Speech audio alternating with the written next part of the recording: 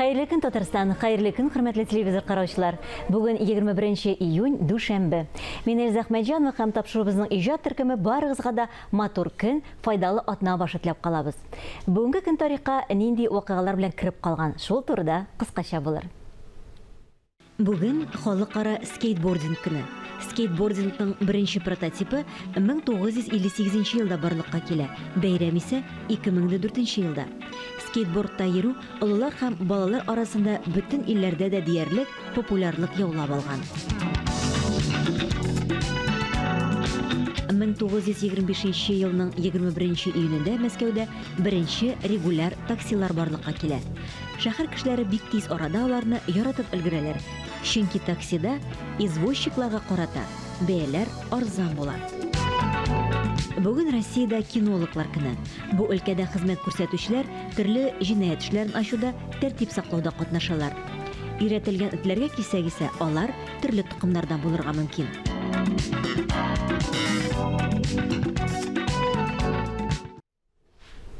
Җәй айлары дәвалау үләннәре җыю вакыты. Кай очракта һәм кемнәргә үләннәрне кулланырга була? Бу һәм башка сорауларга тапшырубызның даими эксперты табиб Илдус Лытфуллин җавап бирер. Бүгінгі көндә менә заманча медицинаны без исбатлы медицина дип атыйбыз, доказательный медицина. Бүгінгі көндә табиблар куллана торган методлар, алар исбат ителгән булырга тиеш дип санала бит. Менә бу исбатлы медицина күзегеннән чыгып караганда, фитотерапия, даруларны кулланып дәвалану булышмый дип санала. Күпчелек вакытта фитотерапия дару белән дәвалану, менә заманча медицина аны плацебо дип саный. Плацебо русча әйткәндә пустышка, ягъни кеше менә бу даруның файдалы булуына ышанып, үз-үзен ышандыра дип санала инде бит. Алай булса да, булай катгый рәвештә фитотерапияны кулланмагыз дип әйтү дөрес түгелдер инде, аның традициясе бай. Күпчелек вакытта фитотерапия ул зарарсыз әйбер, шуның өчен әгәр дә аны белеп куллана торган табиб бар икән, фитотерапияны кулланырга ярый. Ләкин аның да кайбер нюанслары бар. Фитотерапия һәрвакыт зарарсыз түгел. Җыелган үлән сәламәт, дөрес җыелган үлән булырга тиеш. Мәсәлән, әгәр дә бу үлән авыру икән, аңа гөмбәчек кунган икән, ул зарарлы булырга мөмкин. Ул җыелган үләннәр дөрес урында, экологик яктан чиста җирдә җыелган булырга тиеш. Менә завод кырыйларында, трасса кырыйларында җыелган үләннәрдән төнәтмә, дару ясап эчәргә ярамый. Тагын бер нәрсәне әйтергә кирәк, фитотерапияны аллергия булган кешеләргә кулланырга ярамый. Моның белән еш кына очрашып торырга туры килә. Менә бала озаклап киткерә икән, ул киткерү аллергия белән бәйле. Әниләр мәсәлән моны белми икән, табиблар моны аңлап бетермәгән икән, аңа үләннән ясалган дару биргәч, аның хәле начарлана. Шуның өчен фитотерапия ул һәрвакытта зарарсыз түгел. Әгәр дә үләннән ясалган даруны дөрес ясамаганнар икән, ул да зарарлы булырга мөмкин. Мәсәлән, кайбер үләннәрне кайнатып төнәтмә ясарга кирәк, кайбер үләннәрне кайнатмыйча гына. Моның да нюанслары бар. Шуның өчен, әгәр дә сез фитотерапия белән дәваланырга уйлыйсыз икән, моны барып тик табиб белән киңәшләшеп кенә эшләргә кирәк. Шунысын әйтергә кирәк, менә заманча исбатлы медицина күзегеннән чыгып караганда, бу плацебо дип саналганга күрә, әгәр дә авыруыгыз җитди икән, ниндидер җитди авыру бар икән, фитотерапияга ышанып дәваланырга кирәк түгел. Фитотерапия ул кеше сәламәтлегенә зур зыян килгәндә әлбәттә булышмаячак. Ниндидер куркыныч булмаган салкын тиюләр, ниндидер куркыныч булмаган җиткерүләр булганда, ул вакытта фитотерапия кулланырга ярый. Ләкин әгәр дә авыру җитди икән, фитотерапияга гына ышанырга кирәк түгел. Без туры эфирдә эшлибез, барыгызга да хәерле, матур көн теләп тапшырубызны дәвам итәбез. Республикабызның филармония джаз оркестры сувенир флешка туплап чыгарды. Флешкага ничә әсәр, кайсы композиторларның музыкасы кергән? Бу сорауларны мин оркестрның директоры, Россиянең атказанган Татарстанның халык артисты Лидия Әхмәтовага юллыйм. Бүген ул студиябызның кунагы.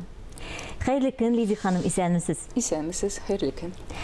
Флешкадагы әсәрләрне туплау өстендә кемнәр эшләде дип сорау бирәсем килә һәм гомумән алганда идеясы кемгә килде? Аның идеясы безнең Татарстан Республикасының филармония джаз оркестры сәнгать җитәкчесе Сергей Васильевка. Чөнки ул инде менә безнең 1947 елны Олег Лунстром Кытай шәһәреннән Кытайдан Шанхай шәһәреннән кайткач та менә монда безнең Татарстан Республикасында бөтен татар композиторлары белән иҗат дуслыгы тора. Шулай ук Александр Кульчарев, шулай ук Алмаз Мунасыпов, Рустам Яхин, Сара Садыкова, Салих Сайдашев һәм башка бик күп татар композиторлары белән бик зур дуслыкта торалар. Шулай ул бик зур татар халык җырларына да джаз эшкәртүендә аранжировкалар эшли инде. Менә анардан соң инде Олег Лунстром 10 ел монда иҗат иткәч, Мәскәү шәһәренә китә, аның музыканты Виктор Деринг шушы юлны дәвам итә. Шулай Виктор Деринг бик яратып татар әсәрләрен шушы оркестр белән яңрата. Менә инде бүгенге көндә килгәч, бездә Сергей Васильев искиткеч талантлы, искиткеч мотор аранжировкалар эшли. Профессиональ дәрәҗәдә югары музыкант. Һәм әлбәттә, ул да инде шушы юлны дәвам итә. Шуңа күрә менә аның идеясе менә бүгенге көндә менә шушы аудио альбомда чыгыла. Әйтик, менә искиткеч мотор итеп ясалды менә дизайны аның. Булат Низамутдинов дигән дизайнер эшләде. Менә мотор итеп флешка менә монда шушы 11 җыр монда тупланды. Менә монда аның башта шушы оркестрдан тарихы бар. Ничек чыккан Олег Лунстромнан башлап Виктор Деринг менә безнең менә монда мотор итеп татар киемендә киелгән түбәтәйләр белән безнең фотография безнең оркестрның. Анарысың менә шушы тарих буенча бара безнең Олег Лунстром турында әңгәмә менә аның турында укып була. Һәм шулай Виктор Деринг турында укып була. Һәм безнең Сергей Васильев бүгенге көн җитәкчесе Сергей Васильев сүрәте һәм аның турында монда әңгәмә.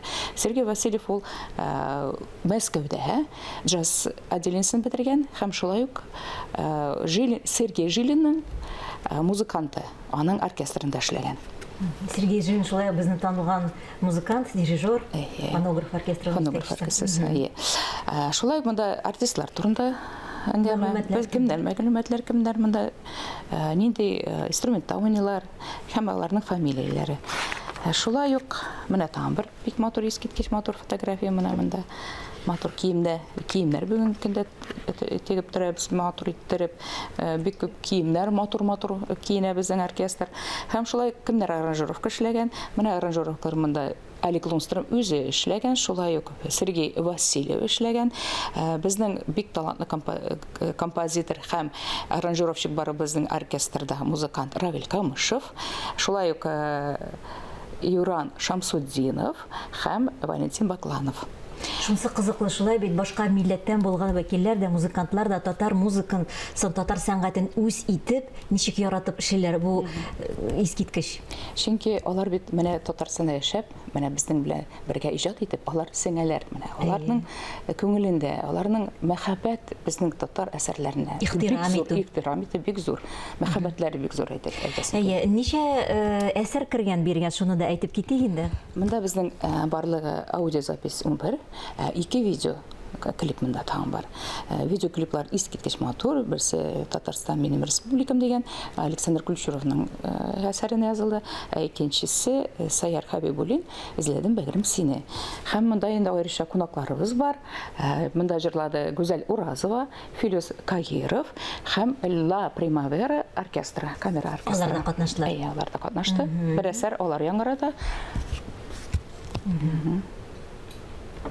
Оркестр тур, Тагын әйтеп үтәсем килә, шушы музыканы язды безнең звукозаписьне Игорь Яковлев, шулай дизайн Булат Низамутдинов, мастеринг ясады Амир Каримуллин, һәм инде директор Лидия Әхмәдова. Монда безнең бераз гына безнең эшемне күрсәттегез. Шулай. Менә бу программа белән оркестр чыгыш ясаганы бармы? Әллә инде бу тик флешкада гына шулай тупланып калган әле? Беләсезме, там кабатлыйм, чөнки Олег Лунстром да үз иҗатында һаман да татар әсәрләрен яңгыратып торды. Шулай Виктор Деринг менә ул мине алды, татар җырчысы буларак инде 30 ел шушы оркестрда эшләп киләм. Һәм шулай Сергей Васильев һәрбер концертта, менә Казанда да һәрбер концертта әйтик башка районнарда аерым фестивальләрдә катнашабыз. Бөтен җирдә дә татар әсәрләрен бик матур итеп яңгырата.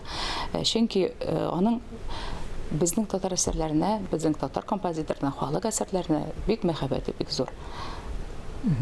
Бу минем аңлавымча, бу бүләк итер өчен бик шундый кулай флешка, подарочный экземпляр дип әйтәбез инде, аны бүләк итер өчен шундый бер экземпляр. Кемгә дә булса бүләк иттегезме әле буларны? Әлбәттә, безнең менә әйтик 100 елы булды Виктор Деринг, аны без үткәрдек 17 майда, бик матур иттереп, халык бик күп булды анышлык. Менә шунда инде бүләк иттек, безнең абонементларны алган, безнең тамашачыбызга алар бик зур рәхмәт әйттеләр. Бу безнең сувенир кебек бүләк өчен генә эшләнгән, бу сатылмый. Бу бүләк безнең. Шуңа күрә бик шат итеп риза булдылар һәм әлбәттә тагын безнең сезонда абонементлар уже алына башлады. Әлбәттә без уйларбыз шушы дәвам итәргә. Шушы безнең бүләгебез бөтен безнең яраткан безнең тамашачыга бирелер. Без үзебезнең тапшыруларда менә әлеге музыкаларны, әлеге әсәрләрне куллана алабызмы? Әлбәттә, риза булып кулланыгыз, күрсәтегез безне күбрәк. Искиткеч безнең оркестр искиткеч әле Игорь Бутманна безнең белән эш ясаганда мондый Татарстан джаз оркестры кебек бер-ике генә дип әйтте. Чөнки зур бәя бирде. Зур бәя бирде. Шунда искиткеч профессиональ дәрәҗә безнең оркестр бүгенге көндә күтәрелде. Безнең Сергей Васильев музыкант дирижер белән бер рәттән бергә дип әйтәсем килә. Чөнки Сергей Васильев искиткеч профессиональ дәрәҗәдә бүгенге көндә безнең оркестр белән, безнең музыкантлар белән эшли. Шуңа күрә безнең югары һәм профессиональ дәрәҗәдә бик зур үсеш бар. Бүгенге көндә без инде джазга багышланган бик зур бөтен дөнья күләмендә фестивальләр үткәрәбез. Ул джазлы Казан, джаз кроссовер фест, шаралар, бик күп шаралар балалар өчен үткәрелә. Шуңа күрә абонементлар, без инде әйтик бөтен дөнья күләмендә эшлибез. Бөтен әйтик ул инде бүгенге көндә эпидемия булгач эшләп булмый, но аңа кадәр бик күп эшләр Америкадан да килделәр, Италиядән, Франция, Германия, Испания. Һәм әлбәттә безнең Россиянең бөтен зур-зур джазменнары белән эшләп алдык. Ул әйтик Эйлин Крик, ул Крамер, ул Бутман, ул Кролл, Сергей Жилин безгә кунакка килде, Лариса Долина, Сюткин һәм бик күп башка бөек музыкантларыбыз һәм җырчыларыбыз. Бер-ике сүз белән генә әйтеп киткән идегез инде, чыннан да Казаныбызның кызыклы гына джаз шундый тарихы бар. Сез ничек уйлыйсыз? Музыкантлардан башка, менә бу атаклы исемнәрдән башка сез әйтеп киткәннәр башка гади тамашачы джаз жанрын аңлый микән? Ничек уйлыйсыз сез, Лизия ханым? Менә ул бүгенге көн күренә. Чөнки без бүген көндә һәрбер концерт безнең бөтен аншлаг белән. Чөнки джазны яраталар, аның аеруча үзенең тамашачысы бар, һәм әлбәттә бүгенге көндә шушы юл күтәрелә бара.